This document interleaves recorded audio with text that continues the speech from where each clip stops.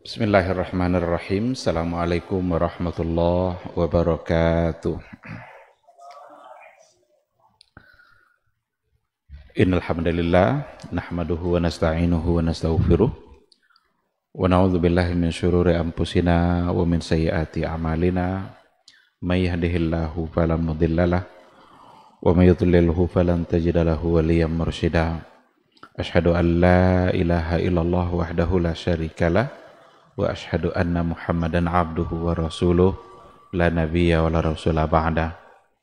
Ikhwati fillah, ma'asyiral hadirin wal hadirat, bapak-bapak, ibu-ibu, kaum muslimin dan muslimat, mudah-mudahan kita semua selalu dilindungi oleh Allah Subhanahu wa ta'ala. Mari sama-sama kita awali kajian kita dengan memperbanyak ungkapan puji dan syukur kepada Allah Subhanahu wa ta'ala untuk semua nikmat yang memang takkan pernah bisa kita hitung. Kapanpun dan dimanapun kita berada, pasti ada nikmat Allah yang menyertai kita. Oleh karena itu tugas kita adalah bersyukur, dan syukur itu bukan hanya sekedar ucapan lisan. Syukur itu diikutkan selain daripada lisan itu dengan amal jawareh. Kalau kita sehat, kita bilang alhamdulillah, tapi tidak cukup. Syukuri sehat kita itu dengan apa? Kita gunakan sehat kita untuk taat kepada Allah Subhanahu wa ta'ala. Itu namanya syukrul jawareh. Syukur dengan anggota tubuh yang kita miliki. Ketika kita diberikan kesehatan oleh Allah Subhanahu wa ta'ala, tentu ibadah kita enggak sama dengan saat kita sakit. Kalau sakit mungkin kita susah baca Quran. Bawaannya mau tidur, istirahat. Kalau sehat, masa mau tidur juga? Atau tidak tidur tapi malah kemana-mana. Sama, artinya sakit aja sehat. Jadi syukurnya tidak cukup dengan lisan. Lisan itu bagian dari cara mensyukuri. Kita ucapkanlah alhamdulillah. Ketika diberikan harta oleh Allah Subhanahu wa ta'ala, alhamdulillah. Cukupkah sampai alhamdulillah saja? Anda, untuk apa harta yang kita diberikan oleh Allah itu, untuk apa kita gunakan? Wa amma bi ni'mati rabbika fahaddits. Adapun dengan nikmat-nikmat Tuhanmu maka hadis, ceritakanlah. Iko jangan dipahami lului macam itu. Mabuk dah mencerita nikmat kurang, tapi tak pernah sampai nikmat kurang dah. Angin hati orang tu dah. Buat cerita tahu kan? Tapi tak pernah sampai kayaknya dah. Cik cerita aja nya. Ni Quran suruh ada hadisnya. Pahami baik-baik, berbagi, sampaikan, sehingga apa yang kita rasakan mereka juga ikut merasakan. Ketika lahir anak diminta kita bersyukur. Apa syukurnya? Tidak alhamdulillah saja, tapi apa? Akikah. Akikah berarti bagian dari cara mensyukuri nikmat yang diberikan oleh Allah Subhanahu wa ta'ala. Jadi mudah-mudahan kita semua selalu diberikan semangat oleh Allah Subhanahu wa ta'ala untuk bersyukur, dan berdoalah kepada Allah, karena syukur kita itu sendiri itu sesungguhnya atas izin Allah Subhanahu wa ta'ala.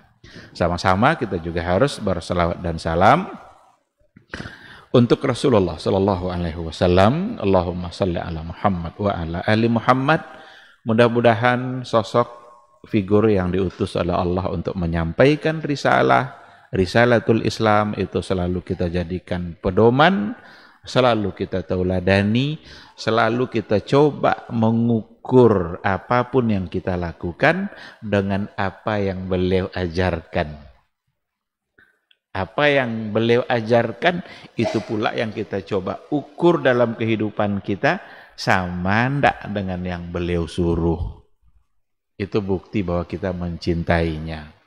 Mudah-mudahan cinta kita berbuah syafaat, Syafaat itu adalah pertolongan, dan itu yang akan kita bahas insya Allah dalam kajian kita pada malam hari ini.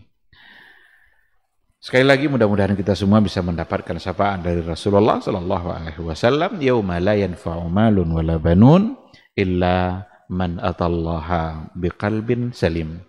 Ikhwati fillah, ma'asyiral hadirin wal hadirat, rahimani Allah wa iyyakum. Sesuai dengan tema yang diamanahkan kepada saya untuk kita bahas pada malam hari ini, yaitu golongan yang tidak mendapatkan syafaat Nabi di hari akhirat.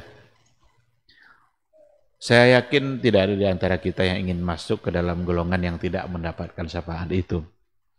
Yang ada justru adalah keinginan semua kita agar mendapatkan syafaat dari Rasulullah sallallahu alaihi wasallam. Ini tema luar biasa. Pembahasannya bisa panjang, bisa juga pendek. Tapi setidaknya sesuai dengan waktu yang kita miliki, kita coba ambil poin-poin penting dari judul kita, agar kita nanti keluar dari masjid mendapatkan pengetahuan, atau setidaknya mengingatkan kepada apa yang sebelumnya kita juga sudah tahu. Karena kajian itu dua tujuannya. Mengingatkan apa yang sebelumnya memang sudah tahu, atau memang memberitahukan kalau sebelumnya memang belum tahu. Dan dua-duanya adalah manfaat. Seandainya kita tidak mendapatkan apapun kecuali sekedar diingatkan dan kita sudah tahu, itu saja sudah merupakan manfaat yang besar. Al-Quran yang bilang seperti itu.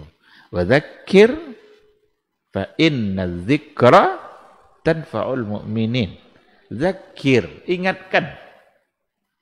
Ingatkanlah, saling mengingatkan. Fa inna dzikra tanfa'ul mu'minin. Karena sesungguhnya mengingatkan itu adalah bermanfaat bagi orang-orang yang beriman.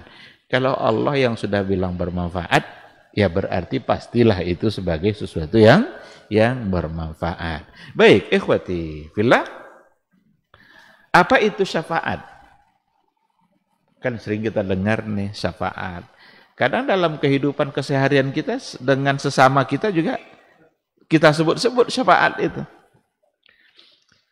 Syafaat itu dia punya definisinya, tapi secara sederhana kita bisa memahaminya bahwa syafaat itu seseorang yang menjadi perantara bagi orang lain untuk memberikan manfaat, meraih kemaslahatan atau menolak keburukan. Itu secara umum.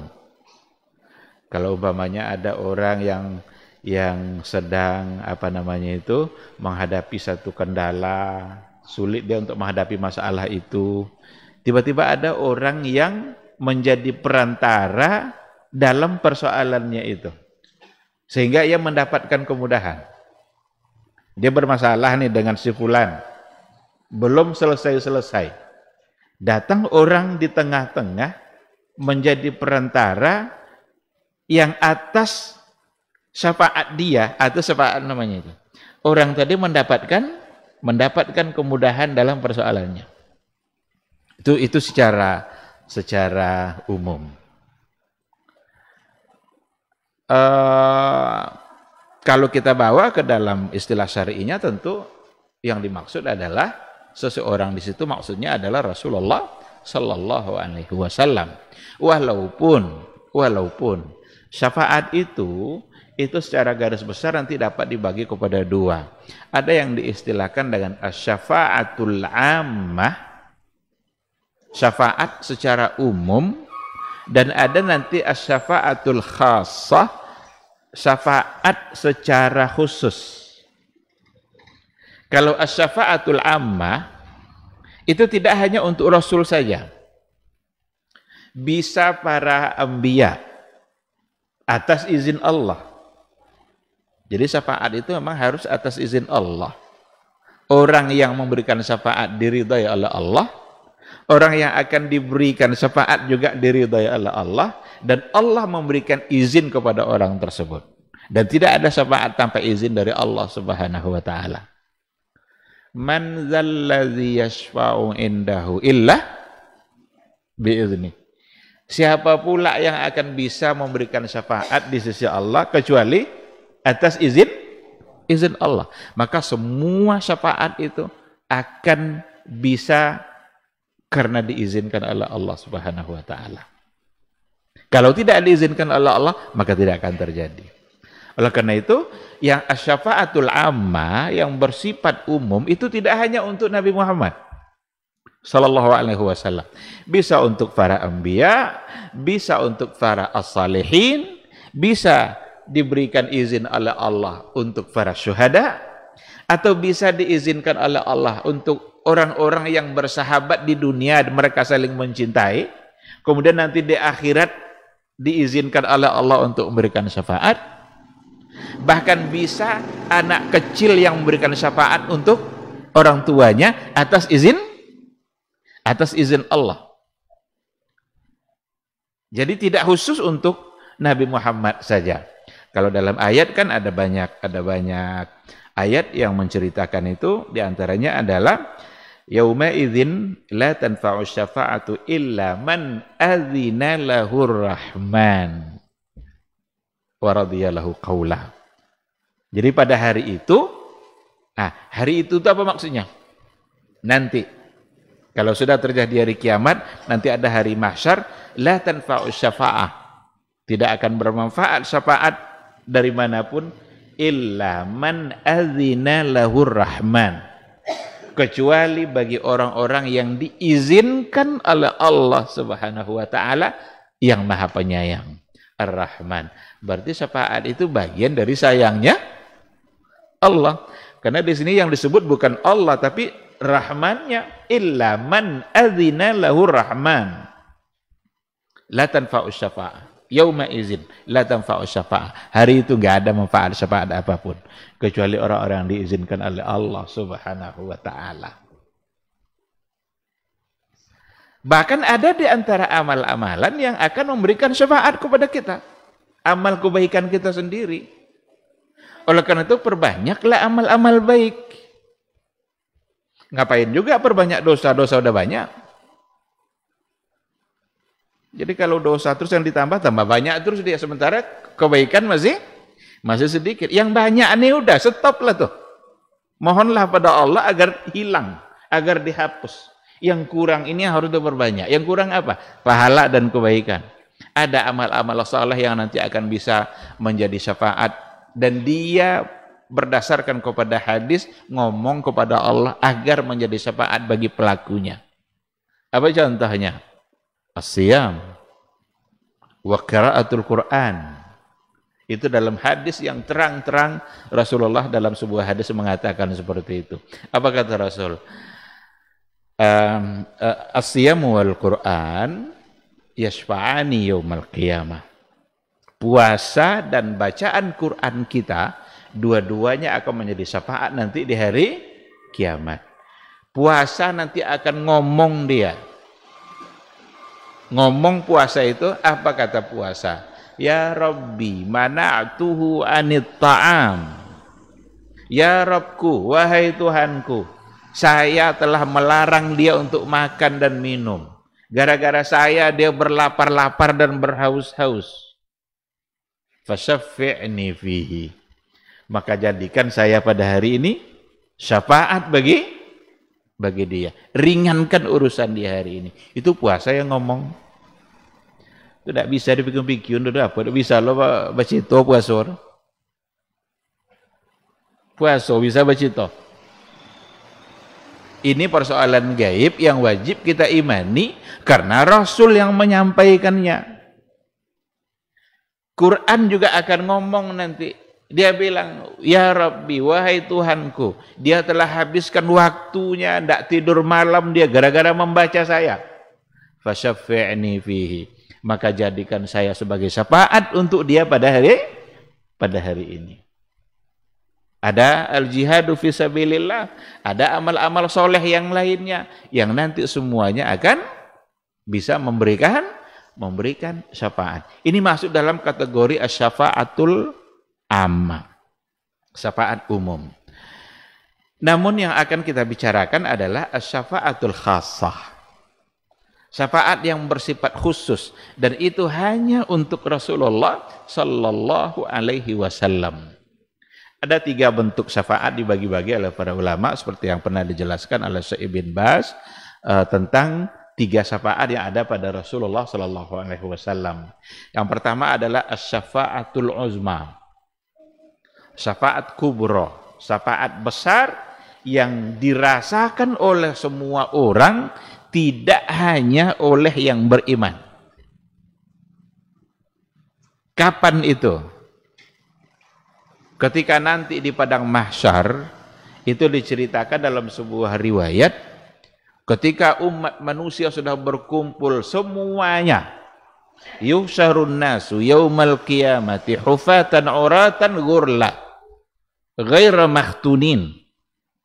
Nanti dikumpulkan manusia di hari akhirat kelak di padang mahsyar, hufatan uratan ghurla, tidak pakai sandal, tidak pakai pakaian, wa ghairu makhtunin, dan tidak dikhitan. Sudah punya lahir dulu, tidak ada pakaian dah, tidak ada disunat dah. Mereka akan dibangkitkan semuanya dalam keadaan seperti itu. Bertanyalah Aisyah kepada Rasul, ya Rasulullah, afala yanzuru ba'duna ba'dha? Hendak wasilang nengok-nengok sedunia. Hendak baju. Apa kata Rasul jawabannya? Al-amru yawma idzin asyad. Urusan manusia di hari itu jauh lebih dahsyat. Tidak terkadang mandang dulu. Urusan jauh lebih dahsyat. Jangankan hari kiamat, ada dalam keseharian kehidupan kita di dunia hal-hal yang karena dahsyatnya lupa sama pakaian. Apa contoh? Kebakaran, Bapak. Kalau terjadi kebakaran di Umaru, tuh ada keluarga dalam Umaru. Dibolai ada ama, ada ayah, ndak tentu pakaian gitu dah. Ndak sampai enceng pakaian dah. Itu baru kebakaran rumah untuk di dunia. Maka kata Rasul, al-amru yawma idzin asyad. Urusan di hari itu jauh lebih dahsyat. Nah, ternyata dikatakan bahwa 50.000 tahun dibiarkan mereka untuk 50 atau 50.000 tahun. Wallahu alam, saya lupa apanya nasnya, dibiarkan mereka untuk tanpa dihisab. Mereka semua berada satu tempat dan dibiarkan tanpa dimulai proses hisab itu. Dan matahari berada di atas kepala kira-kira 1 mil. Jadi itu sangat dekat sekali. Ketika itulah Rasulullah SAW menagih janjinya kepada Allah. Jadi ada hadis kata Rasul, memang semua nabi, likulli nabiyyin inna likulli nabiyyin da'watan, sesungguhnya semua nabi itu punya satu doa yang dikabulkan oleh Allah Subhanahu wa taala. Dan semua nabi-nabi yang lain itu sudah memintanya ketika di dunia kecuali saya. Saya, kata Rasul, ihtaba'tu, saya simpan dulu doa itu. Disimpan dulu oleh Nabi. Kapan baru dikeluarkan doa itu oleh Rasul? Nanti syafaatan li ummati, untuk menjadi syafaat bagi umatku. Ini hadis ini menunjukkan bahwa memang Rasul itu sangat mencintai umatnya. Nabi-nabi lain sudah dimintanya sesuai dengan apa yang diinginkannya dan dikabulkan oleh Allah. Tapi Rasul bilang, ana ikhtaba'tu, saya simpan dulu doa itu untuk satu hari nanti syafaatan li ummati, untuk menjadi syafaat bagi umatku. Maka dimintalah oleh Rasulullah SAW memohon kepada Allah dengan menundukkan kepalanya. Lalu Allah bilang, irfa ra'sak ya Muhammad, angkat kepalamu wahai Muhammad. mintalah untuk lalu dikabulkan. Dan apa yang ingin kamu minta? Yang diminta ketika itu oleh Rasulullah sallallahu alaihi wasallam adalah, ya Rabbi, wahai Rabbku, wahai Tuhanku, tolong disegerakan hisab umat manusia ini. Karena mereka sudah kelelahan. Mereka sudah kesusahan. Mereka sudah sangat merasakan kesulitan. Kecuali orang-orang yang memang sesuai dengan apa yang ada pada hadis, orang-orang yang tertentu yang mendapatkan naungan di hari itu. Kan ada sab'atun yuzilluhumullah yauma la zilla illa zilluh. Ada 7 golongan, dia mendapatkan naungan di hari itu. Enggak ada naungan di hari itu kecuali naungan yang datang dari Allah. Orang-orang yang seperti itu aman dia. Ada imamun adil, ada orang yang rajulani yatahabbani fillah, 2 orang yang saling mencintai karena Allah. Ada orang yang memberikan hartanya, kemudian dia tidak menyebut-nyebutkannya kepada orang lain. Jadi kalau nanti memberikan harta enggak usah disebut-sebut. Kau impak 5.000-nya atantu dong sekampung. Minta pula dibaca tapu hapu dengan uang 5.000 cakap. Enggak usah sebut-sebut. Berikan ikhlas karena Allah sehingga tangan kirinya tidak mengetahui apa yang diberikan oleh tangan kanannya. Orang-orang yang mendapatkan naungan seperti itu berarti aman. Tapi yang tidak akan merasa kesulitan. Maka Rasulullah sallallahu alaihi wasallam berdoa kepada Allah, ya Allah, tolong disegerakan hisab mereka. Dan dikabulkan oleh Allah, maka dimulailah proses hisabnya itu, dan itulah yang disebut dengan as-syafa'atul uzma. Syafa'atul uzma. Syafaat besar, dan itu tidak dirasakan oleh orang-orang beriman saja, tapi oleh semua umat manusia, karena dengan permohonan Nabi itu dimulailah proses hisab. Jadi yang pertama, bentuk syafaat yang dimiliki oleh Rasul adalah syafaatul uzma. Yang kedua adalah syafaat untuk diringankan azab bagi pamannya Abu Thalib. Tapi bukan untuk dikeluarkan dari neraka. Karena Abu Thalib pada akhirnya dia tidak beriman kepada Allah Subhanahu wa taala. Tetapi syafaat Nabi berfungsi hanya takhfifan lil azab. Hanya untuk meringankan azab. Untuk pamannya Abu Thalib, karena dia berjasa dalam memperjuangkan dan membela Rasulullah dalam menyampaikan dakwah. Karena baik sikapnya Abu Thalib itu. Kalau ada orang mengganggu dia, jangan coba-coba, ini keponakan saya nih katanya. Kalian akan berurusan dengan saya kalau kalian ganggu dia. Maka bebaslah Nabi menyampaikan dakwahnya. Itulah sebabnya ketika Abu Thalib itu wafat, Nabi merasa hilang orang yang membela dalam dakwahnya. Karena ada 2 yang paling berperan dalam membela dakwah Rasul. Pertama Khadijah, istrinya sendiri dengan harta yang dia punya. Kedua Abu Thalib dengan kedudukan yang dia punya. Tapi Abu Thalib pada akhirnya tidak tidak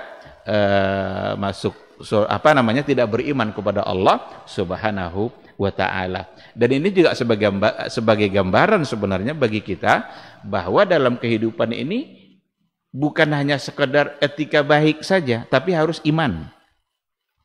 Etika baik tidak menyelamatkan kita dari nerakanya Allah. Karena kalau sikap dan etika baik menyelamatkan dari neraka, Abu Thalib akan selamat. Yang akan menyelamatkan kita dari nerakanya Allah adalah iman. Beriman kita kepada Allah. Yakin kita dia sebagai Rabb kita. Yakin kita dia yang memberikan kehidupan.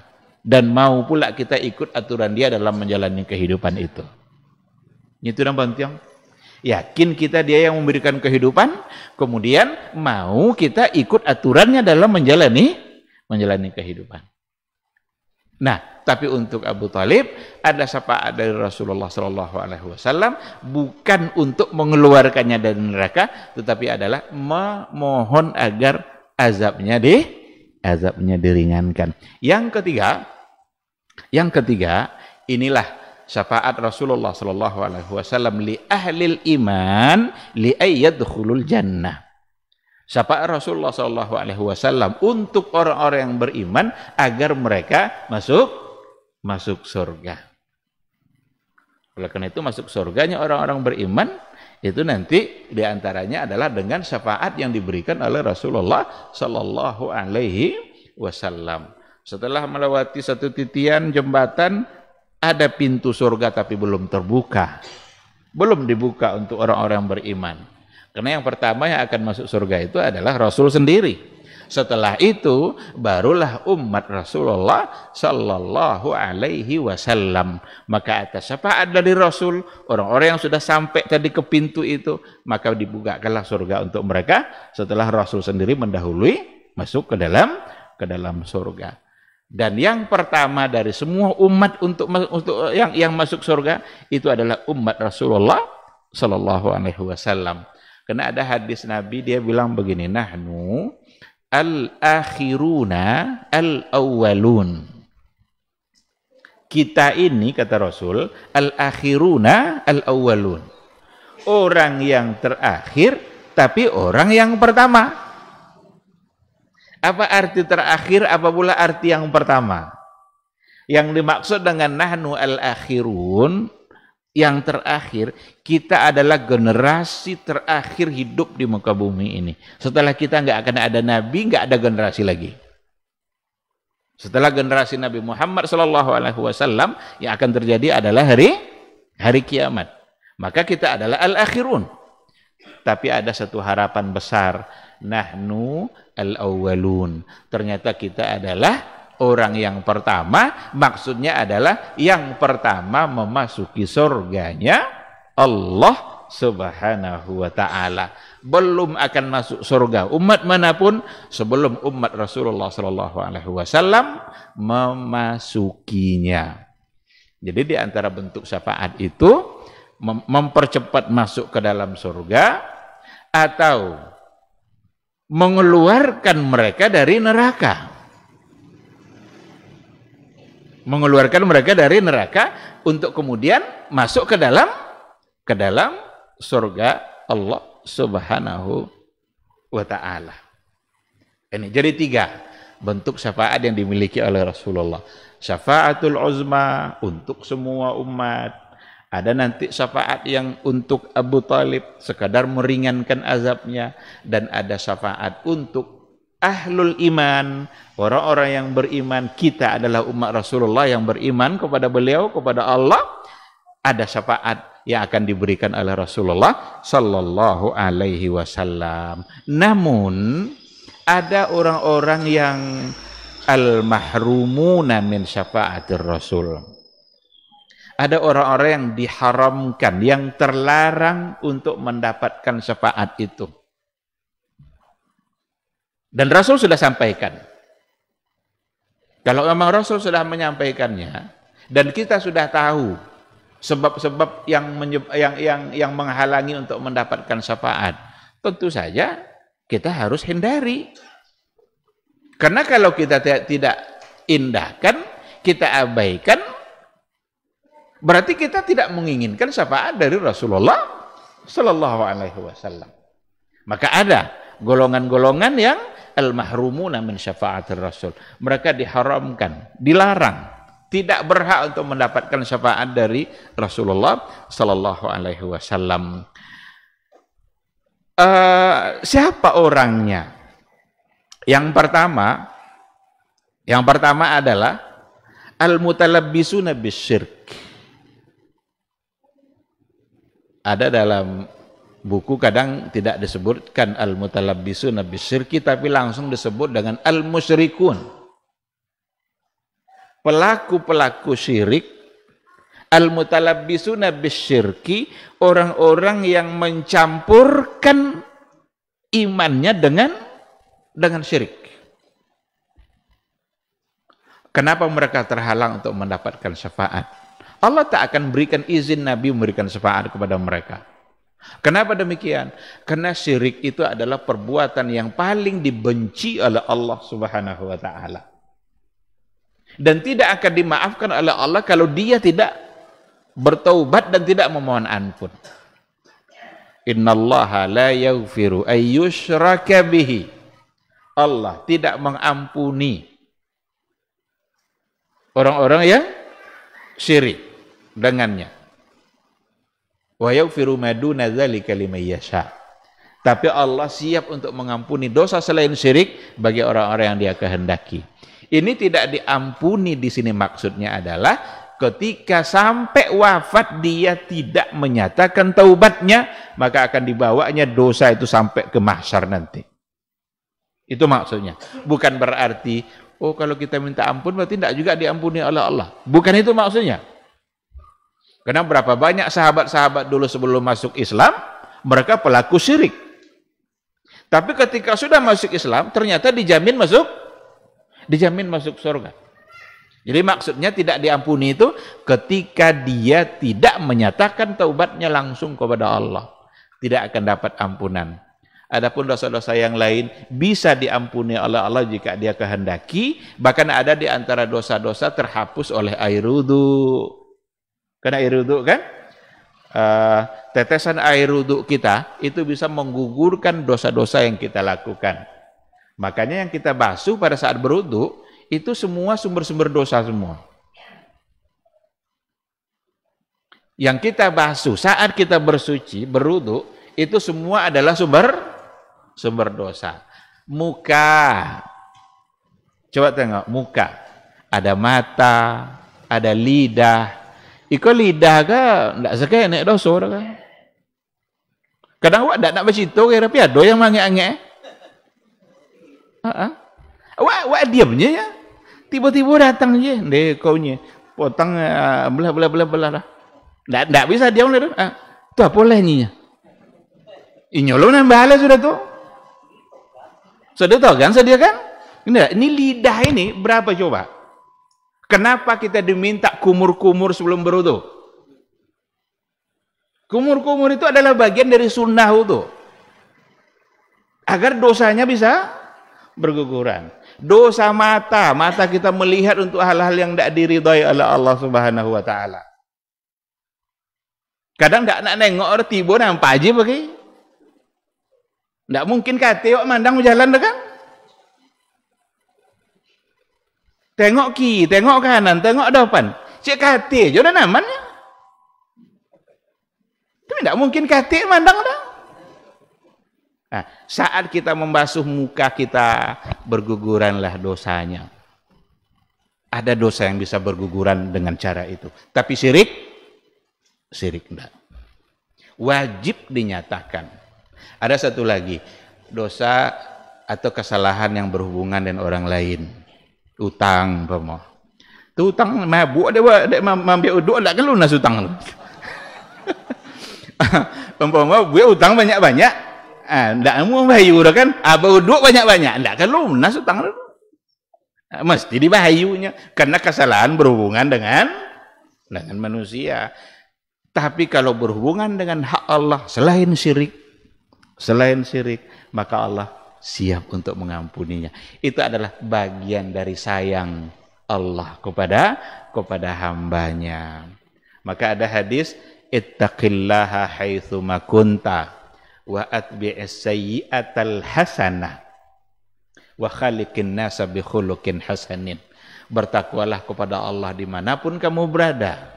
Dimanapun berada.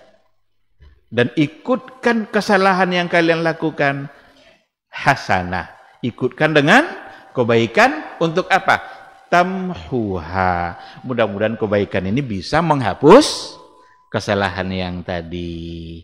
Ketika kita bersalah, ikutkan dengan istighfar. Berarti kita mengikutkan kesalahan dengan kebaikan. Karena istighfar itu adalah kebaikan. Maka istighfar insya Allah bisa menghapus dosa. Jangankan untuk berbuat salah. Setelah sholat saja, kata pertama yang kita ucapkan adalah Astaghfirullah. Ini sudah semayang wak ruha. Semayang kan beribadah. Dokek wak ke Allah Ta'ala. Tapi kata pertama yang terucap setelah salam, Astaghfirullah. Apalagi kalau pulang dari pasau. atau pulang di kantor, atau pulang di tompek-tompek, entah keramaian nama, entah boleh godang nama, entah macam-macam istilah. Lebih pantas lagi untuk kita ucapkan astagfirullah. Nah, jadi yang pertama sekali adalah yang terhalang untuk mendapatkan syafaat adalah al-mutalabbisuna bisyirki, orang-orang yang pelaku syirik dan mencampurkan imannya dengan kesyirikan. Allah nggak mau memberikan izin kepada Nabi untuk mendapatkan itu karena dia melakukan sesuatu yang tidak diridhai oleh Allah dan dia tidak menyatakan keampunannya kepada Allah untuk dosa syirik yang telah dia lakukan. Hati-hati dengan syirik. Al-Qur'annya ada, hadisnya ada sebagai landasan.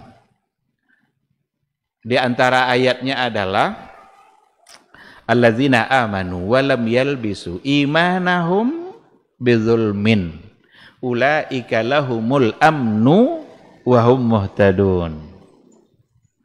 Orang-orang yang beriman wa lam yalbisu imanahum bidzulmin. Bidzulmin di sini artinya adalah bisyirkin. Lalu ia tidak mencampuri sedikit pun imannya itu dengan kesyirikan. Khalis lillah, ikhlas, murni, salim, selamat, tidak dicampuri sedikit pun. Ulaika lahumul amnu wa hum muhtadun. Mereka itulah orang yang amnu, aman, selamat, nyaman di akhirat kelak, aman di mahsyar, wa hum muhtadun, dan mereka adalah orang-orang yang mendapatkan petunjuk. Ada sahabat bertanya kepada Rasulullah sallallahu alaihi wasallam, apa kata sahabat itu, ya Rasulullah, man as'adun nasi bi syafa'atika yaumal qiyamah. Ya Rasulullah, siapa orang yang paling berbahagia nanti untuk mendapatkan syafaatmu di hari kiamat? Kan joleh pertanyaan kan? Karena kalau sahabat itu bertanya ke Nabi, selalu pertanyaan itu adalah untuk akhirat. Selalu. Cak muda, cak tua. Kalau nanya kepada Nabi, selalu pertanyaan itu adalah terkait dengan kebaikan-kebaikan akhirat. Ada yang nanya, ya Rasulullah, ada nenek-nenek lah tuanya. Nah, nenek-nenek tentu lah tua kan. Datangnya bertanya ke Nabi, apanya nenek tadi? Ya Rasulullah, dan lay kan masuk surga. Coba ya, lay dan bisa masuk surga. Tengok ada Rasul ini aja kan. Anda ada orang tua dalam surga orangnya. Kata Rasul. Mana ini ni aja kepai. Dianggapnya jawaban Nabi itu seolah-olah dia tidak berhak masuk. Tidak ada orang tua dalam surga. Baliknya nampak ada Rasul mana ini ni tu kasannya. Suai bau lihat. Tolong bau ni tu ya Rasul. Dipanggil oleh sahabat yang lain, datang lagi, lalu kata Rasul apa? Bukan nenek yang tidak masuk surga, tapi kalau nenek nanti masuk surga, nenek gadis lagi. Tidak ada orang tua dalam surga. Jadi kalau ada lah yang tua-tua gini jadi boleh. Isu jadi yang bujang ancak, jadi yang gadi ancak. Tidak ada yang tua-tua di surga. Yang ada muda-muda dan anak-anak sebagai hiburan-hiburan dalam permainan. Yang tua-tua tidak ada. Ketika mendengarkan jawaban Nabi, barulah nenek itu tersenyum, ada harapan dari jawaban Rasulullah. Jadi surga yang ditanya orang. Ini salah satu contoh pertanyaan. Ya Rasulullah, man as'adun nasi bi syafa'atika yaumal qiyamah. Ya Rasul, siapa orang yang akan paling berbahagia nanti mendapatkan syafaatmu di hari kiamat kelak? Apa jawaban Rasul? Man qala la ilaha illallah khalisan min qalbih. Atau dalam satu lafaz, khalisan min nafsih. Hadis diriwayatkan oleh Imam Al-Bukhari. Nabi menjawab, yang akan paling berbahagia mendapatkan syafaatku nanti di hari akhir adalah man qala la ilaha illallah, siapa yang mengucapkan la ilaha illallah, berarti iman, tauhid, khalisan, khalis itu murni bersih. Kalau ada susu warna putih tanpa dicampuri oleh apapun, itu khalis, susu murni. Khalisan min qalbi, benar-benar khalis, murni, bersih dari hatinya tanpa ada sedikit pun unsur syirik. Ada banyak riwayat, karena yang di awal tadi saya sebutkan ada riwayat dari Abu Hurairah, di mana kita katakan tadi Rasul bilang, saya simpan dulu dakwah saya itu sebagai syafaatan li ummati yaumal qiyamah, sebagai syafaat bagi umatku nanti di hari kiamat. Lalu kata Rasul, fahiya nailatun insyaallah, maka syafaat saya itu akan diraih insyaallah oleh siapa? Man mata min ummati, siapa yang mati dari umatku, dari umat Rasulullah sallallahu alaihi wasallam, la yusyriku billahi syai'a. Di mana ketika dia meninggal itu la yusyriku billahi syai'a, tidak mensyirikkan Allah sedikit pun dengan sesuatu apapun. Oleh karena itu, syirik adalah perbuatan yang paling berbahaya. Paling berbahaya bagi akhirat kita itu adalah perbuatan syirik. Karena membuat kita terhalang mendapatkan syafaat dari Rasulullah sallallahu alaihi wasallam.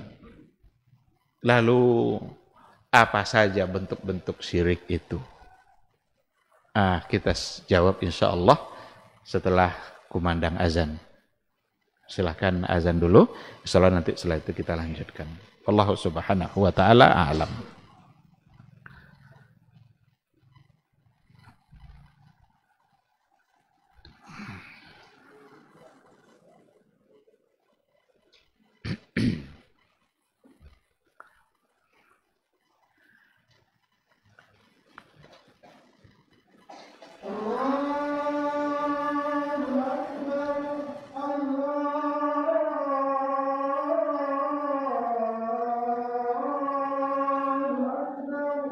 Allahu akbar. Allah.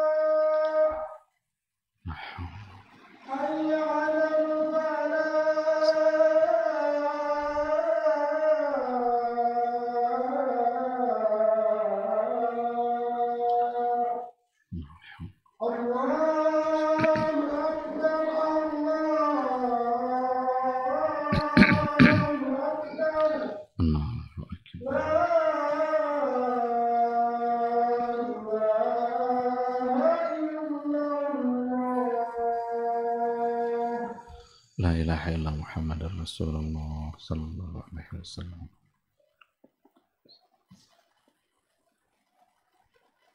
Bismillahirrahmanirrahim. Alhamdulillah.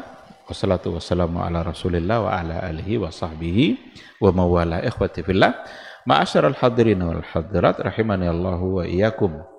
Tadi sudah kita katakan bahwa salah satu dan ini yang paling penghalang untuk mendapatkan syafaat dari Rasul itu adalah syirik.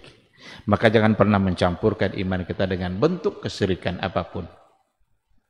Syirik itu menduakan Allah, menandingi atau memberikan tandingan untuk Allah, seolah-olah kita menganggap ada yang lain yang sama dengan Allah Subhanahu wa ta'ala. Kita secara sederhana bisa memaknai syirik itu begini, memberikan kerja yang seharusnya itu kepada Allah, kita berikan kepada orang lain. Itu sudah menjadi syirik. Yang mengabulkan doa kita siapa? Allah. Ada enggak yang mengabulkan doa selain Allah?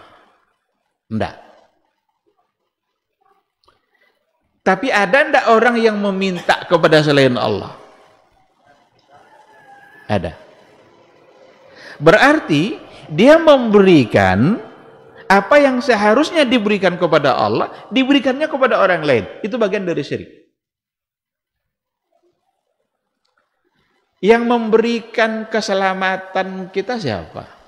Allah. Kita kalau mau selamat, mintalah kepada Allah, lalu kita berikhtiar. Ikhtiar kita. Pakai kendaraan, baik-baik dalam pakai kendaraan itu. Jangan cenderung gilo membawa kendaraan. Kau sudah berdoa kepada Allah Ta'ala, dibuat cenderung gilo membawa kendaraan. Itu diserahkan ke takdir sudah itu. Amur, ikhtiar, kemudian kita memohon kepada Allah. Dia yang memberikan keselamatan. Tapi ada orang minta keselamatan itu kepada selain Allah. Minta tangkal jimat. Kalau tinggi jimat itu balik orang. Dia tidak akan selamat kok dalam berjalan kalau tinggi. Berarti itu sudah bagian dari syirik. Karena dia memberikan sesuatu yang harusnya hanya untuk Allah, tapi dia berikan kepada orang lain. Beliau jan kono ganggu yo apa je kene yo hanya.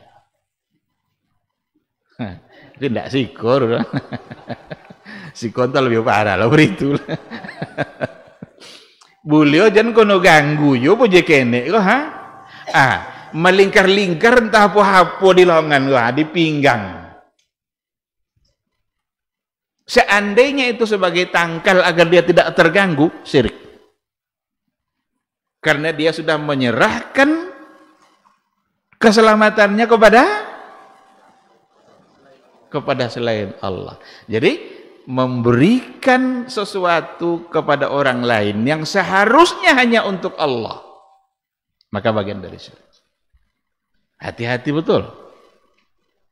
Atau kita bawa sebagai perantara untuk menyampaikannya kepada Allah, padahal orang itu sudah tidak bisa. Maka itu juga bisa masuk dalam kategori syirik. Walaupun kalau kita tengok bagaimana pandangan-pandangan yang datang dari kelompok-kelompok yang ada, aliran-aliran yang ada, kadang-kadang hal-hal yang seperti itu dianggapnya tidak syirik. Tapi saya ingin mengajak kita untuk berhati-hati dalam persoalan yang seperti ini. Jangan syirik. Awak anggap tidak syirik ini. Kalau seandainya kiamat itu syiriknya Allah Ta'ala. Payah awak deh. Jadi elok tinggalkanlah. Ada orang kadang loh. Ada kuburan keramat, ada kuburan wali. Hanya nak membuat pesta kondangan bekok ada pesta nak datangnya dulu ke kuburan tu minta boleh selamat bekok. Atau dia ingin menitipkan doanya, rasanya tidak pas berdoa kalau tidak di situ, kalau di situ awak berdoa copek bekok sampai ke Allah Ta'ala. Itu menjadikan tawassul. Tawassul dengan orang-orang soleh yang sudah meninggal itu sebenarnya yang lebih tepat dalam persoalan ini itu adalah sesuatu yang salah. Karena apa? Jangankan orang soleh, kepada Nabi saja ketika dia sudah meninggal, tidak ada satupun di antara sahabat yang melakukan menjadikan Nabi sebagai perantara untuk menyampaikan doanya kepada Allah Subhanahu wa ta'ala. Karena kalau dilakukan itu, maka berarti melakukan sesuatu yang sia-sia, bahkan terlarang, dan Nabi sendiri mengatakan jangan kalian gulu. Nanti ada poin gulu itu. Jangan kalian berlebih-lebihan terhadap saya adalah Rasulullah, tapi saya adalah Abdullah, adalah hamba Allah. Oleh karena itulah dulu Umar bin Khattab ketika Nabi hidup, lalu mereka datang kepada Nabi. Kalau lamun ndak hujan, datangnya ke Rasul, ya Rasulullah, lamun ndak hujan tolong doa. Ketika Rasul sudah wafat, apa kata Umar? Dulu ketika Nabi hidup, kami datang menemui Nabi agar dia berdoa kepada Allah. Tapi sekarang Nabi sudah tidak ada. Maka Nabi mendatangi pamannya Al-Abbas, dan Umar meminta kepada Al-Abbas agar berdoa kepada Allah. Kalaulah memang dianjurkan untuk berdoa kepada Rasul atau minta disampaikan doa oleh Rasul kepada Allah, maka Umar akan lebih tepat datangnya kepada Nabi, dan dia tidak akan datang kepada Al-Abbas pamannya Rasulullah sallallahu alaihi wasallam. Kok payah menemo dek sebagian orang gini kan? Karena ada yang menganggap itu sesuatu yang biasa-biasanya. Dia anggap itu sesuatu yang bukan salah. Oh, Nabi itu alun mati lehnya. Sangkolo Nabi alun mati deh. Bahkan orang-orang soleh, orang-orang yang dianggap keramat itu pun bisa mereka menganggapnya tidak mati. Dipakainya ayat orang-orang yang meninggal di jalan Allah fisabilillah hum ahya, mereka adalah hidup. Ini bukan hidup seperti kita ini nih. Itu hidup di sisi Allah. Kan indallahi yurzaqun. Di sisi Allah mereka diberi rezeki. Berarti al-hayatul barzakhiyah itu kehidupan barzakh yang tidak sama dengan kehidupan kita di dunia. Kalau alurnya mati lah, tidak boleh terbagi harta warisan. Pemadu, kiai, keramat, soleh, sesoleh. Karena solehnya itu meninggal dia, itu dianggap tidak mati. Tidak boleh terbagi harta warisan.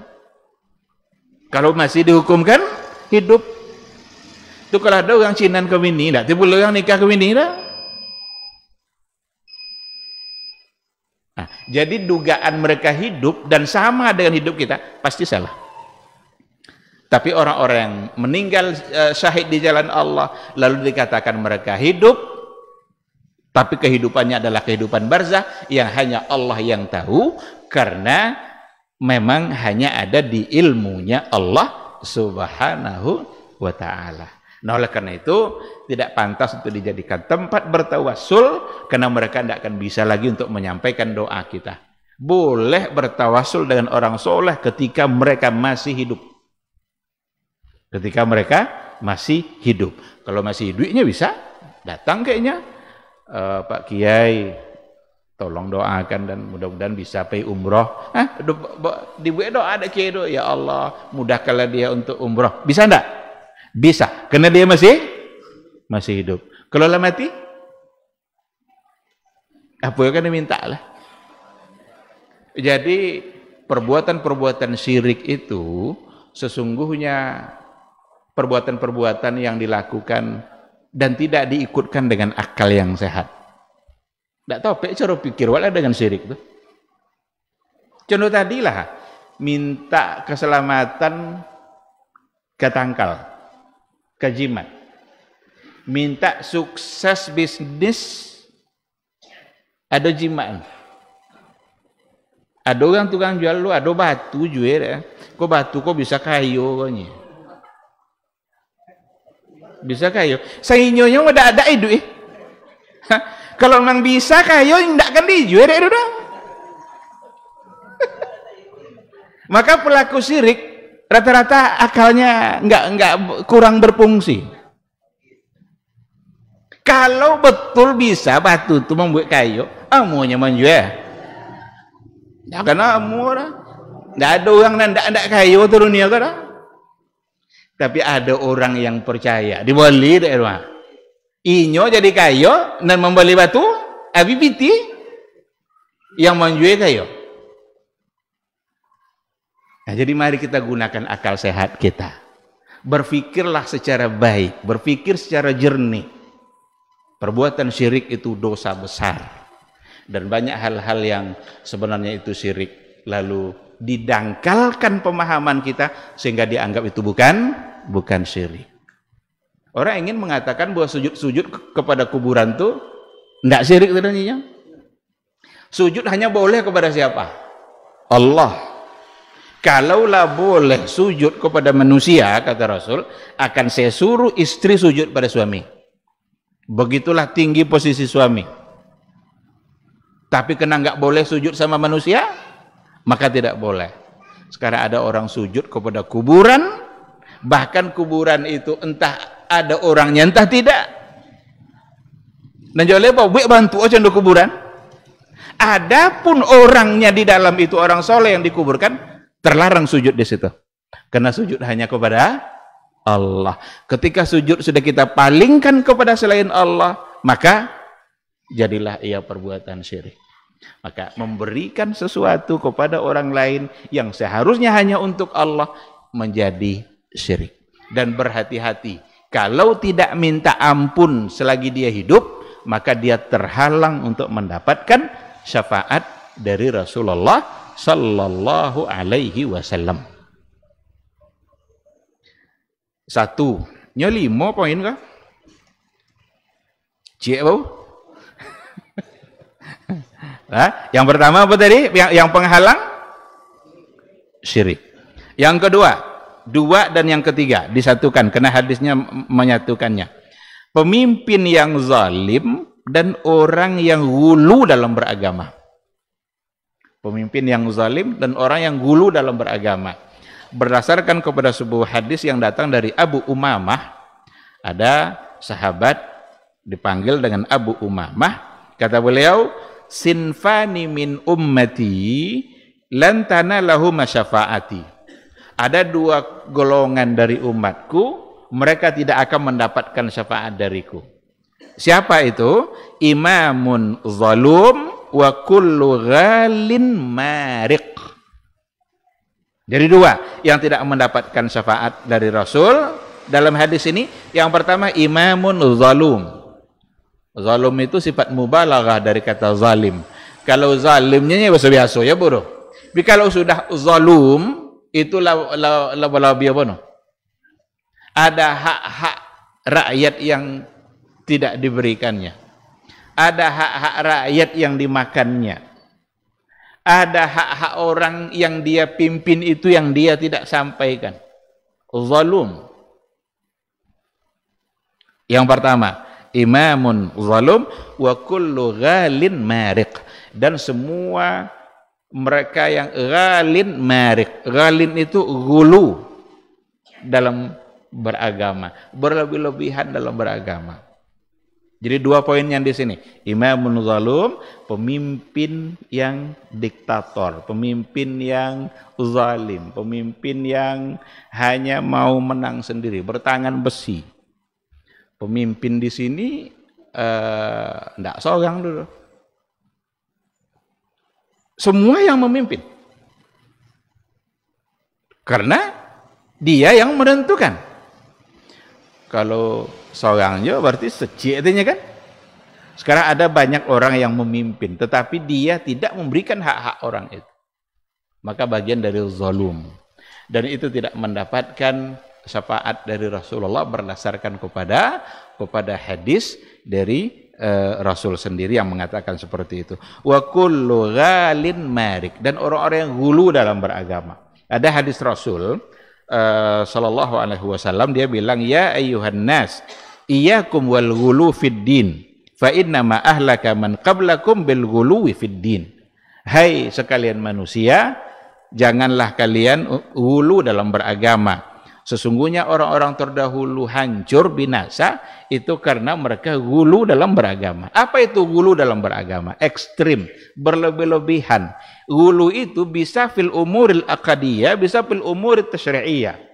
Bisa dalam persoalan-persoalan akidah, hulunya, dan bisa dalam persoalan ibadah, syariat. Dalam di antara bentuk hulu dalam akidah, di antara bentuk hulu dalam akidah itu hulu kepada Rasul. Hulu kepada Rasul. Hulu itu berlebihan dalam artian menempatkan sesuatu lebih dari yang seharusnya. Menempatkan sesuatu lebih dari yang seharusnya. Kata Rasul apa? La tutruni kama atratin nasara. Jangan kalian berlebih-lebihan terhadap saya sebagaimana yang dilakukan oleh orang-orang Nasara terhadap Isa. Apa yang dilakukan oleh mereka? Mereka menganggap bahwa Isa itu adalah anak Tuhan. Tidak lagi Isa sebagai seorang nabi, tidak lagi Isa sebagai rasul, tapi ditempatkannya lebih daripada seorang rasul, diakuinya sebagai anak. Wa qalatin nasara Isa ibnullah. Wa qalatil yahudu Uzair ibnullah. Orang Nasara bilang Isa anak Allah. Orang Yahudi bilang Uzair anak Allah. Padahal akidah yang dibawa oleh Nabi, lam yalid wa lam yulad. Menempatkan Isa lebih dari Rasul dan menempatkan Uzair lebih dari sebagai seorang yang soleh, itu perbuatan orang-orang Yahudi dan orang-orang Nasrani dulu. Maka salah. Maka Rasul ingin mengatakan, jangan kalian berlebihan terhadap saya. Saya adalah Rasulullah, tapi saya adalah Abdullah. Saya adalah hamba Allah. Rasul yo dan Rasul hanya, tapi saya tetap sebagai hamba Allah. Berarti jangan tempatkan Nabi lebih dari seorang Rasul. Berarti Nabi bukan tempat meminta. Nabi bukan tempat di mana kita menyampaikan doa kita. Sinilah kesalahan yang tadi itu. Padahal Rasul sudah wafat. Dan menempatkan Nabi sebagai tempat meminta itu bagian dari ghulu. Ghulu fil aqidah. Dan itu salah. Oleh karena itu, konsekuensi dari asyhadu anna Muhammadar Rasulullah itu sesungguhnya adalah diantaranya al-bara'atu minal ghulu. Berlepas diri dari ghulu. Ketika kita mengatakan asyhadu anna Muhammadar Rasulullah, saya bersaksi bahwa Muhammad adalah utusan Allah, berarti hanya sebatas utusan Allah, tidak boleh dilebihkan dari itu. Rasul mulia dan paling mulia. Enggak ada yang lebih mulia daripada Rasul. Tapi dia adalah basyarun yuha. Dia adalah manusia biasa yang diberikan wahyu. Wajib kita memuliakan, wajib kita menghormati, wajib kita mencintainya. Tetapi dia tetap sebagai seorang rasul. Tidak boleh lebih posisinya daripada rasul. Ketika ada sahabat yang mengatakan laulallah wa Muhammad, kalaulah bukan karena Allah dan Muhammad. Ditaganda Nabi jannya disuubah, jangan sabi laulallah wa Muhammad, tapi sabi laulallah summa Muhammad, karena summa itu bajaga sekarang. Kan kalaulah bukan karena Allah dan Muhammad, berarti seolah-olah menyamakan, sejajar kan? Menyamakan. Tapi kalaulah bukan karena Allah, kemudian Muhammad, niscaya saya tidak akan selamat. Ya, Nabi membawa syariat yang menyelamatkan awak. Dan yang menyelamatkan sesungguhnya adalah adalah Allah Subhanahu wa taala. Itu saja itu dikritik dan diluruskan oleh Rasulullah sallallahu alaihi wasallam. Nah, begitulah Rasul itu ingin agar umatnya terjaga. Maka perlu diulang-ulang masalah apa? Ini banyak yang semakin mengarah kepada penyimpangan yang kadang-kadang kalau diingatkan sulit, atau justru yang mengingatkan itu yang dianggap atau diberikan tuduhan-tuduhan dan label-label yang macam-macam yang tidak pada tempatnya. Nah, oleh karena itu jangan sampai kita gulu kepada Rasulullah sallallahu alaihi wasallam. Dan ada nanti gulu fil ibadah, gulu fil syariah, berlebih-lebihan. Saddidu wa qaribu. Kita diminta istiqamah dalam perintah Nabi, saddidu wa qaribu. Kalau bisa persis, persis. Tapi kalau enggak, setidaknya mendekati. Saddidu wa qaribu. Umpama ada dalam hadis bagaimana cara kita bertakbir. Takbir hadzwal mankibain. Mankibain itu ini atau udzunain.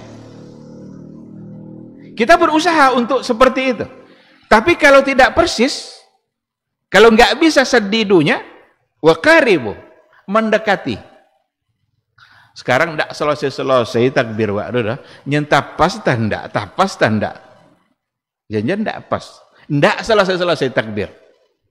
Jangan-jangan menjadi bagian dari hulu. Keinginan untuk istiqamah itu harus ada. Tapi jangan sampai terjebak kepada was-was. Ini kadang terjatuh awak sifat was-was. Banyak orang tidak selesai takbir dalam persoalan niat.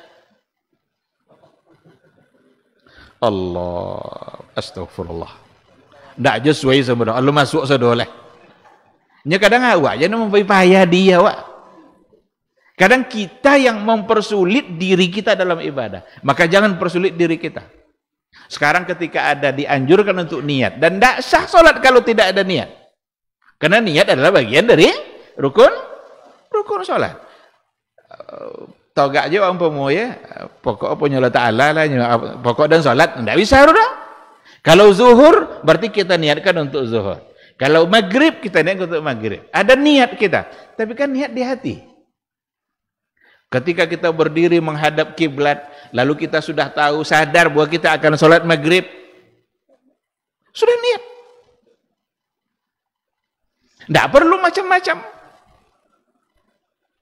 At-talaffuz itu, at-talaffuz itu kan melafazkan. Kalau kita bawa secara sejarahnya kepada apa yang dilakukan oleh Rasulullah SAW dalam ibadah solat, kita tidak menemukan riwayat dalam talaffuz bahwa Nabi memulainya dengan lafaz. Namun paling yang lafaz itu sekedar untuk memudahkan kita, itulah yang harus ada di hati. Jangan itu yang menjadi patokan harus. Sehingga kalau belum diucapkan belum. Ya kalau awak tengok mau di buku-buku kan ada baca orang. Ada baca kan? Itu sekadar memudahkan kita dalam berniat bahwa itulah yang ada di hati kita. Ada yang menganalogikannya dengan ibadah haji. Karena Nabi memulai hajinya dengan Allahumma labbaika hajjan atau Allahumma labbaika umratan.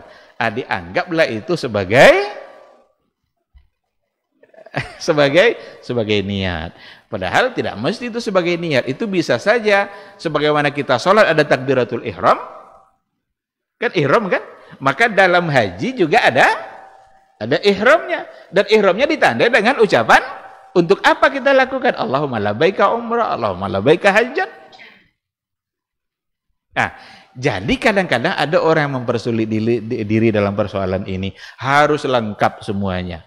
Sengaja aku sholat asar mengikut imam. Kalau awak ala makmum lah joleh lah awak ikut imam kan? Yang ndak awak depan nomor. Nah, menghadap kiblat. Lah joleh juga madhab kiblat. Itu ikut masalah khilafiyah sono ha. Tapi ada hal-hal yang perlu untuk diluruskan agar kita tidak gulu, agar kita tidak berlebih-lebihan. Nya ada orang yang tidak selesai takbir gara-gara niat belum selesai. Mempersulit diri itu bagian dari gulu. Padahal ketika kita berdiri, imam takbir, Allahu Akbarnya imam. Awak di belakangnya, joleh dah awak bosan awak kan salat Isya bekok rumah. Ha? Takbir Pak, hati kita sudah mengatakan sekarang kita sholat Isya dan saya jadi makmum. Lah joleh awak jadi makmumnya awak di belakang. Ada pula bagi bertambah-tambah oleh untuk sesuatu dan itu ada kaidah fikihnya. Ada dalam kaidah fikih menambah-nambah sesuatu yang seharusnya tidak perlu. Apakah itu membuat ibadah kita batal atau tidak? Menambah-nambah sesuatu yang tidak perlu. Salah satu contohnya, sengaja aku sholat mengikut imam namanya Musa umpama. Awak sabik nama. Kosan yang imam ndak Musa nama dah.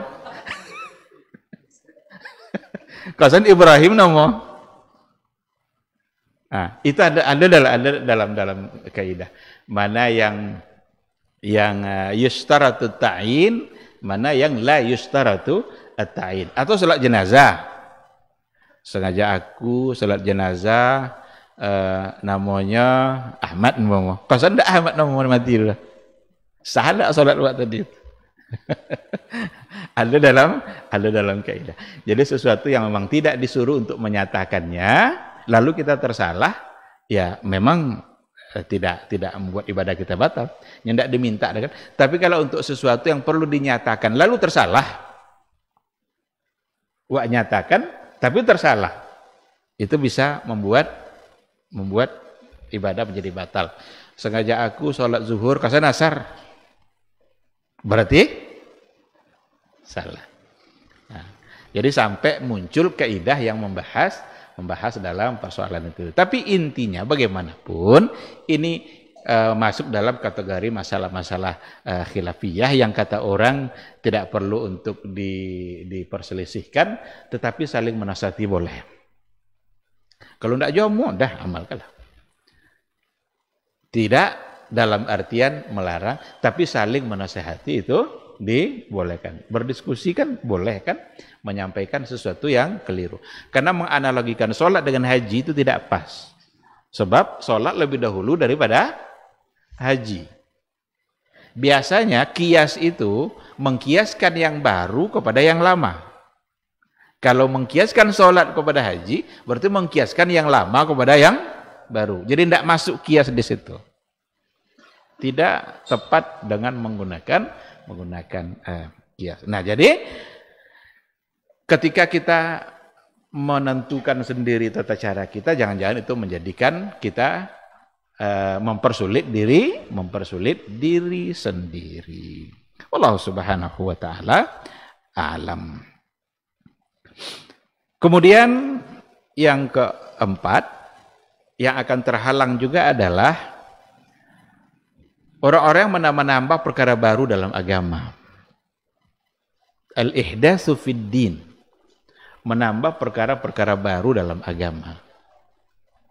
Ini paling banyak terjadi di awal-awal munculnya firqah atau aliran-aliran. Ada namanya Syiah, ada namanya Khawarij, ada namanya Murji'ah.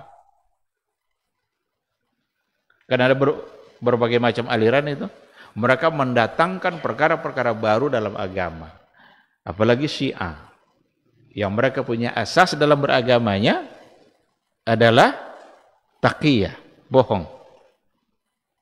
Dan berapa banyak mereka membuat riwayat-riwayat hadis yang tak pernah datang dari Rasulullah Sallallahu Alaihi Wasallam. Enggak pernah datang dari Rasul. Dan bahkan mereka tidak menerima hadis-hadis Sahih Bukhari Karena menurut mereka tidak diriwayatkan melalui jalur para imam. Hanya datang dari para sahabat, dan sahabat-sahabat itu bagi orang-orang Syiah setelah Rasul wafat, mereka pada murtad semua. Kan bahayur kan? Berarti itu mendatangkan perkara-perkara baru dalam beragama. Ada dalam sebuah riwayat dikatakan nanti di akhirat kelak, Nabi kan punya telaga, ada namanya Haud, telaga Rasul. Itu nanti Rasul akan tunggu-tunggu umatnya. Ana faratukum fil haud. Saya menunggu-nunggu kalian nanti di telaga. Yang datang kasih minum, yang datang kasih minum. Man syariba minhu lam yazma abadan. Kalau ada di antara kita yang sudah meminumnya, maka tidak akan haus lagi. Ketika Rasul yang memberikan minuman itu. Datanglah sekelompok. Nabi bilang, ashabi, ashabi. Sahabatku, sahabatku. Tapi diusir oleh malaikat. Mereka diusir oleh malaikat Allah Subhanahu wa ta'ala. Kata Rasul, bukankah itu sahabatku? Kenapa diusir? Itu kan sahabat-sahabat saya. Kata malaikat, innaka la tadri ma ahdatsu ba'dak. Sesungguhnya engkau tidak tahu apa yang telah mereka perbuat setelah kamu meninggal. Ternyata setelah Rasul meninggal, banyak orang-orang yang merubah-rubah agama. Orang-orang itulah yang akan terhalang nanti untuk mendapatkan minuman itu, dan sekaligus terhalang untuk mendapatkan syafaat dari Rasulullah Sallallahu Alaihi Wasallam. Maka Rasul pun ikut mengusir, suhkan liman baddala wa ghayyar. Suhkan liman baddala wa ghayyar. Menjauh kalian. Karena telah merubah-rubah agama.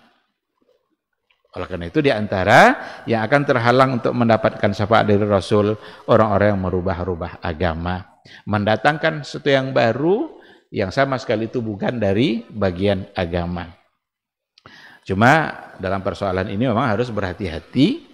Ada masalah-masalah khilafiyah dalam beragama yang diperselisihkan oleh para ulama yang tidak mesti masuk ke dalam istilah baddal wa ghayyar. Yang tidak masuk ke dalam istilah merubah dan mengganti atau merubah-rubah.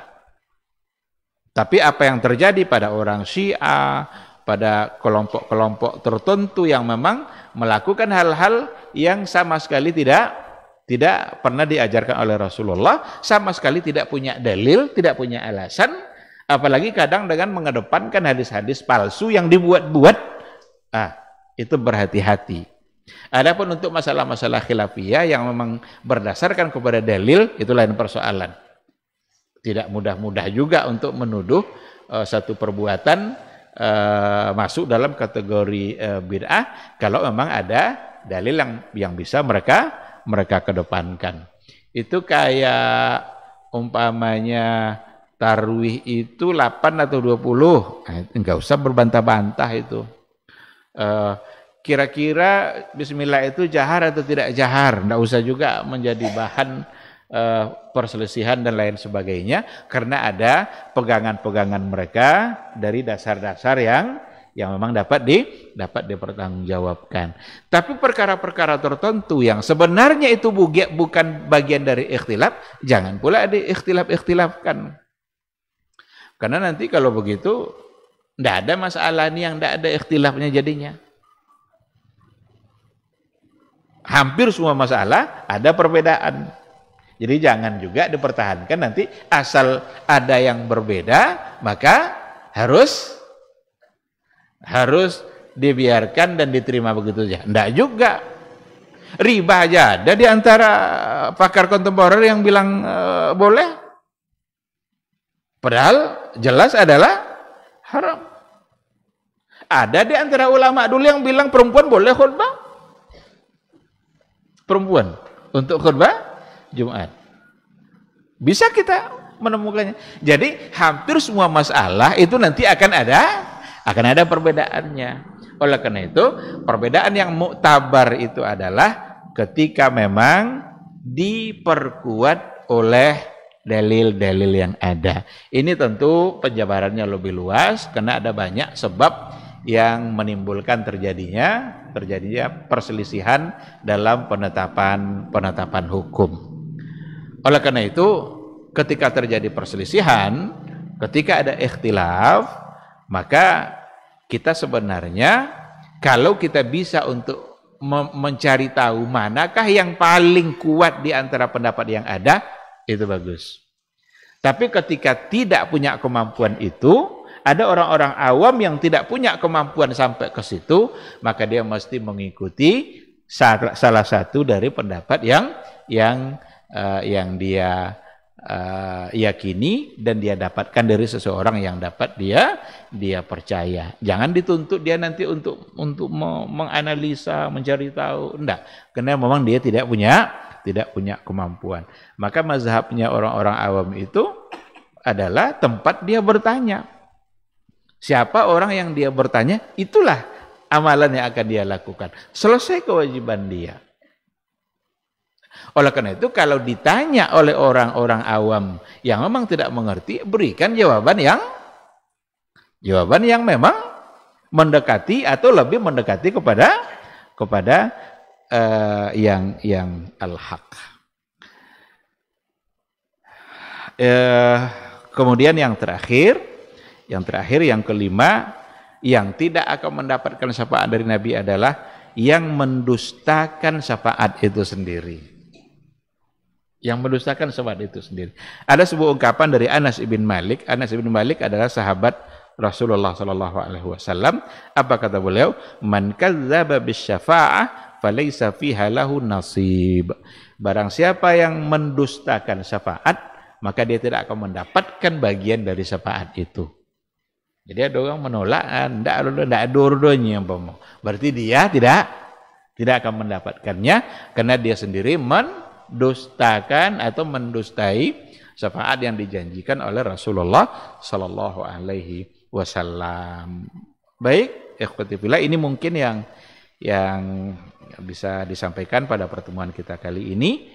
Yang bagian-bagian akhir tidak diberikan penjelasan lebih luas mengingat waktu. Mudah-mudahan apa yang kita sampaikan tadi dapat dipahami. Ada pertanyaan, nanti kita tutup. Ada pertanyaan, silakan. Nah. Lelaki dayus.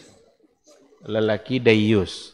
Yang dimaksud dengan lelaki dayus atau suami dayus adalah suami yang membiarkan istrinya atau seseorang yang membiarkan keluarganya melakukan perbuatan-perbuatan yang sesungguhnya itu dimurkai oleh Allah Subhanahu wa taala. Anto aja aman je. Galak-galak aja. Berarti jangan sampai terjadi seperti itu. Dayus itu. Maka seorang suami harus menjadi panutan dan penasehat dalam keluarganya. Baik suami ke pasau. Udah tutup aurat dah. Nyantok aja, inyolo mantu kayak. Padahal dia melakukan sesuatu yang salah. Atau pas perayaan 17 Agustus, aman nari-nari bini di tangga memperingati 17 Agustus itu. Inyolo ikut ndak kau ikut nyepilanya. Inyolo nyuwa bini nari kayak. Dayus. Berarti dia tidak merasa bersalah dengan kesalahan yang dilakukan oleh istrinya. Ingat, suami bertanggung jawab atas kehidupan istri. Makanya istri itu kalau harus izin suami. Apa sebab? Karena suami bertanggung jawab terhadap apa yang terjadi pada istrinya. Kalau terjadi sesuatu di jalan, tidak tahu nyodo anak siapa, pokoknya tidak. Kalau laki siapa kan? Bini siapa kan? Awak doang. Dan di akhirat kita ikut bertanggung jawab. Tapi istri tidak tanggung jawab ke suami. Maka suami kalau di rumah tidak perlu izin bini.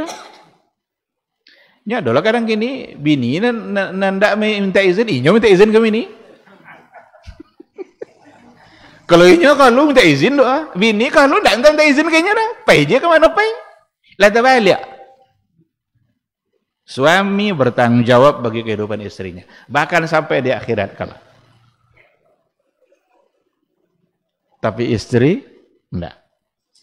Nah, maka suami harus menjadi penasehat dan mampu meluruskan kesalahan-kesalahan yang terjadi dalam rumah tangga dia, agar nanti ketika ditanya oleh Allah dia bisa menjawab.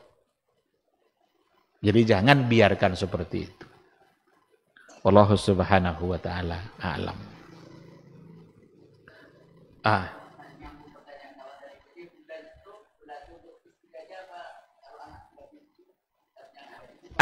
Atau seseorang dengan keluarga, istrinya, anaknya, atau seseorang punya saudara perempuan, dia juga harus menyampaikannya. Lebih luas, tidak hanya pada untuk istri saja, tapi juga untuk anak dia dan keluarga secara lebih luas. Setidaknya dia punya andil dalam menasehati, sampaikan. Kalau sudah disampaikan, tidak juga. Yang penting kita sudah mengerjakan apa yang harus kita lakukan. Karena Nabi Nuh sendiri sampai pada akhirnya istrinya durhaka kepada Allah Subhanahu wa ta'ala. Tapi Nabi Nuh sudah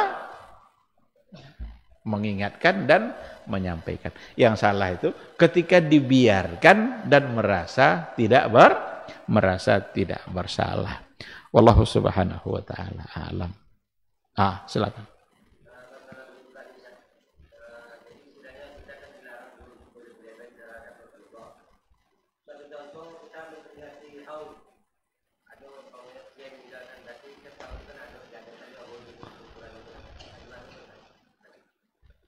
Diadakan di kuburan. Untuk apa gunanya?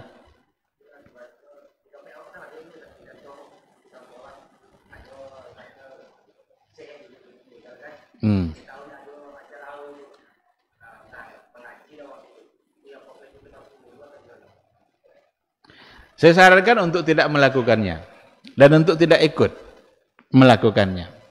Kita khawatir jangan-jangan nanti sesuatu yang kita anggap benar ternyata itu adalah salah di mata Allah Subhanahu wa ta'ala. Yang dianjurkan oleh agama dalam persoalan kuburan itu ziarah. Menziarahi dianjurkan. Dulu dilarang. Kuntu nahaitukum an ziyaratil kuburi ala fazuruha. Dulu saya larang kalian, kata Rasul. Karena di awal-awal keislaman dulu semangat jahiliyahnya masih kuat, khawatir nanti ketika ketemu kubur kembali kepada semangat jahiliyahnya, dilarang sama Nabi. Tapi ala fazuruha, sekarang silahkan ziarah, iman kalian sudah kuat, maka ziarah kubur itu masyru', dianjurkan, akan mengingatkan kita kepada akhirat, akan mengingatkan kita kepada kematian. Nabi pun sering ziarah kubur. Kadang Rasul malam-malam ziarah kubur. Malam-malam. Tajago Aisyah pegang-pegang, tidak ada Nabi rumahnya. Biasa ada Nabi? Mana Nabi kayaknya? Tiba-tiba Nabi datang, dia baru dari Baqi'. Baru ziarah dari kuburan Baqi'. Di samping Masjid Nabawi ada namanya Baqi'. Nabi ternyata dari situ malam-malam. Nah, kini siapa tolok ziarah kubur malam-malam? Jadi jangan dianggap ziarah kubur itu tidak boleh. Boleh, Nabi nyuruh dan Nabi melakukan. Yang penting dilihat apa yang dilakukan oleh Nabi pada saat dia berziarah. Simpel sebenarnya. Tidak ada bayar. Ziarah disyariatkan. Oke, berarti kita lakukan. Apa ribu ada Nabi di situ? Nah, selesai. Nabi datang, kemudian dia ada ucapkan salam dan mendoakan mereka. Ucapkan salam lalu mendoakan mereka. Karena orang-orang dalam kubur itu perlu doa-doa orang yang masih hidup.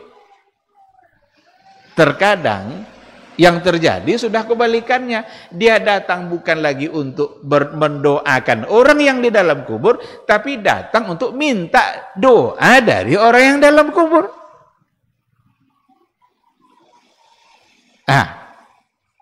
Nyenyo nani duit lo meminta doa dari orang yang mati. Maka tadi saya katakan perbuatan syirik itu rata-rata datang dari pikiran dan akal yang sedang tidak digunakan secara baik. Jangan tadilah kan kayu ada batuannya. Percaya nyuruh. Kan enggak sehat akal dah. Jadi ziarah silakan. Kemudian apa yang dilakukan oleh Nabi lakukan. Selesai. Nah, sekarang ada orang menjadikan tempat-tempat berkumpul sekali setahun, lalu kemudian dengan membaca macam-macam, kita khawatir. Jangan-jangan di akhirat kelak itu menyulitkan kita. Nyisuk bau tentu. Kini mungkin alun tentu lah kan. Aja urus je kami, urus je lah kalian. Iyalah, ndak apa ya. Buatlah kau nak membuat juga. Tapi kita sesama muslim saling mencintai. Di antara bukti kita saling mencintai, saling menasehati, tawasau bil haq wa tawasau bis sabar. Kita perlu saling mengingatkan kalau ada yang salah. Kalau ndak ada temu deh nak buatlah. Cuma khawatir nanti jangan-jangan di sisi Allah justru itu salah dan menyulitkan dia di akhirat, isu bau menyose. Jadi sebelum terjadi penyesalan, sekarang kita lihat betul apa yang kita lakukan. Sesuai enggak? Cak sekene, tapi sesuai. Itu jauh lebih baik daripada banyak tapi enggak sesuai. Banyak enggak sesuai, enggak ada guna. Enggak dibayar pahalurnya, nyopo nyawa aja. Beragama bukan apa maunya kita, tapi beragama apa maunya Allah dan apa maunya Rasulnya. Atas perintah dari Allah Subhanahu wa ta'ala. Saya sering memberikan contoh perumpamaan. Kalau ada umpama tukang be umah kajo. Awak suwo nyombe umah. Tolong buat rumah muah. Siko pintu jendela siko, jendela buat dua muah. Tu bekok buat jendela 3. Nyancak 4 3 rodenya. Pintu ru ndak situ buat ada buat sitan dak. Awak situ suruh dah. Lekan buat bayu paru. Nah, dan bayu paru dah. Ndak sesuai je nak minta dah. 2 buat apa jendelanya, buat 3 dah. Apa 3? Ancak 4 3 ronya. Atau nya rumah kini lah 3 saudaranya. Wak 2 suruh ke Tu buat alasan deh, de rumah kini lah 3 saudara pintu buat lah 3 Bisa wak tema. Maka beragama apa yang diinginkan oleh Allah dan Rasulnya. 2-nya 2 dia. Walaupun orang banyak 3-nya kini. Jangan ikut-ikut. Ini banyak orang itu ya kau jauh kini. Salah tu kau jauh orang. Kita perlu mengingatkan. Diterima alhamdulillah. Kalau tidak, ya terserah. Dan kita juga harus saling mendoakan. Mudah-mudahan kita diampuni oleh Allah. Kemudian kita selalu diberikan hidayah. Dan jangan sampai saling membenci. Ini perlu jadi penekanan. Ini kadang-kadang gara-gara hal itu bencinya, nah orangnya jangan dibenci, tapi perbuatannya dibenci. Kalau orangnya dibenci itu membuat kita tidak mau ketemu. Silakan bersahabat bersama, bercerita. Tapi perbuatan yang salah mesti ditegur dan disampaikan bahwa itu salah. Dan tidak harus membuat kita benci kepada orangnya. Allah Subhanahu wa ta'ala a'lam. Baik, 8:20. Saya kira cukup sampai di sini. Mudah-mudahan bermanfaat. Mohon maaf atas segala kekurangan. Yang benar itu semata-mata bimbingan dari Allah. Tapi kalau ada yang salah, itu karena ilmu saya yang kurang, yang barangkali juga terlalu bersemangat dan sehingga terjebak pada kesalahan. ada bisikan-bisikan syaitan di situ dan mohon untuk dimaafkan. Terima kasih. Subhanakallahumma wa bihamdika asyhadu an la ilaha illa anta astaghfiruka wa atubu ilaik. Wassalamualaikum warahmatullahi wabarakatuh.